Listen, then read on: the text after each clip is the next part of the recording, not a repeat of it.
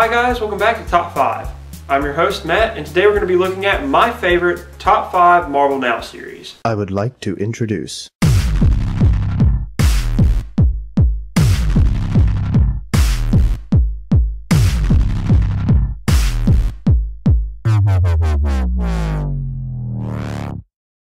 My number 5 Marvel Now series is a series called Deadpool. Of course you know who Deadpool is.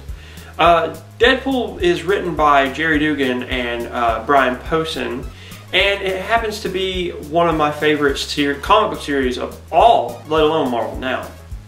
Now, I wasn't a huge fan of Deadpool when it first started, getting written. It was like the Wade Poole era was kind of iffy, but this is really, he found a nice balance between the serious tone of other stories and the comedic tone of Deadpool.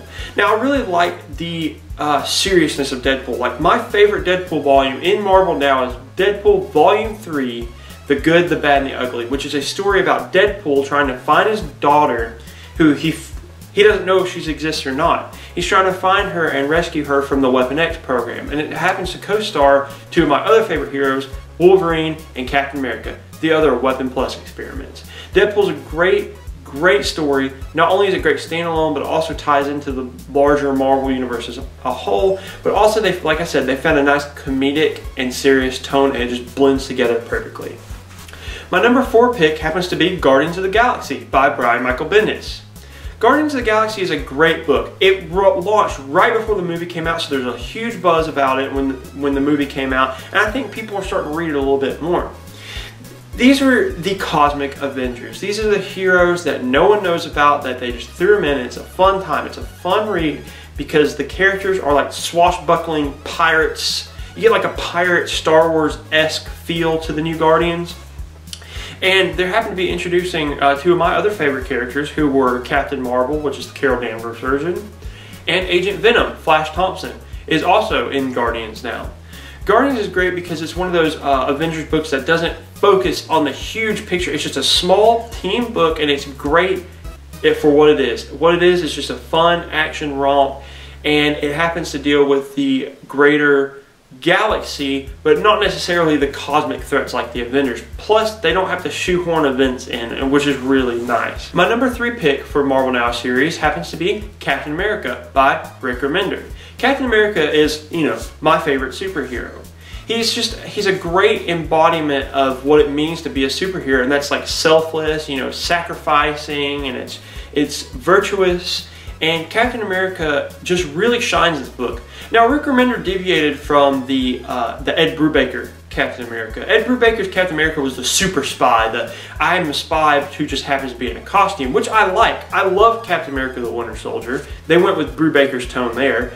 But the new Captain America is like the traditional superhero, sci-fi-esque Captain America who goes around, socking Hitler in the jaw and just, goes around in these different dimensions and stuff. And the way they wrap it up and what they're leading into is fantastic.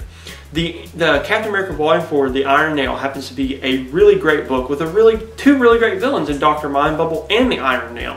Now, this is where, if you're not reading along, there's a new Captain America in town, and it's Falcon. I really hope that this new Captain America series is just as good as the old one, because this past Marvel Now Captain America series was fantastic. My number 2 Marvel Now series is Thor, the God of Thunder by Jason Aaron. Thor, the God of Thunder is incredible because it is an epic, millennia-spanning story. The first arc and the second arc, the God Butcher and the God Bomb, are just fantastic.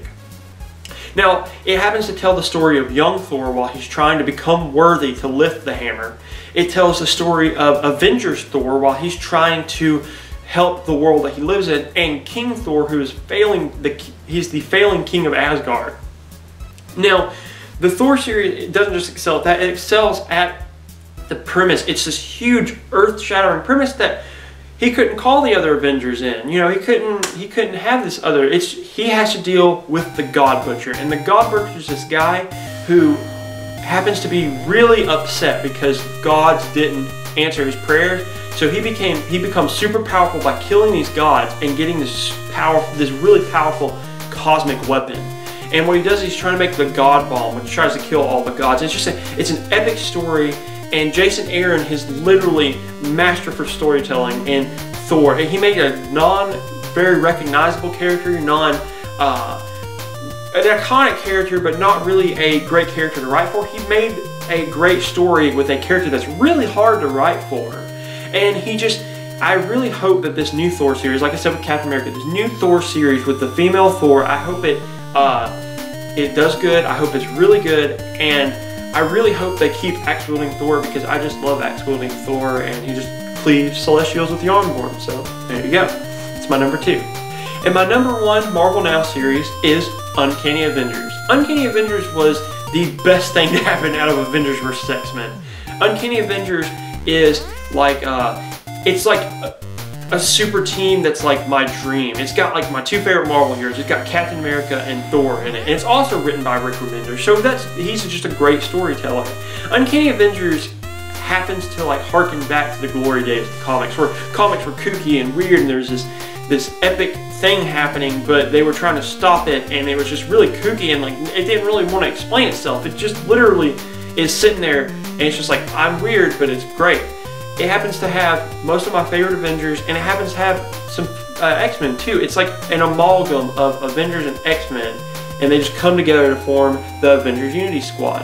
Now, the whole premise of the Avengers Unity Squad is to stop mutant hate, to stop basically the aftermath of Avengers vs. X-Men, because Captain America feels bad, so he's just like, let's do this guys. And he gets Wolverine on board, he gets Havoc on board.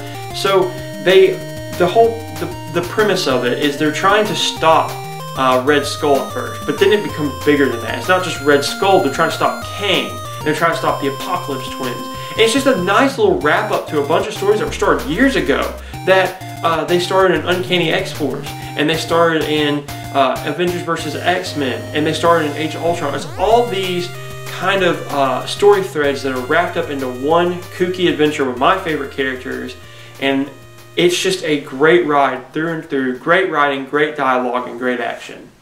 And that's my top 5 Marvel Now.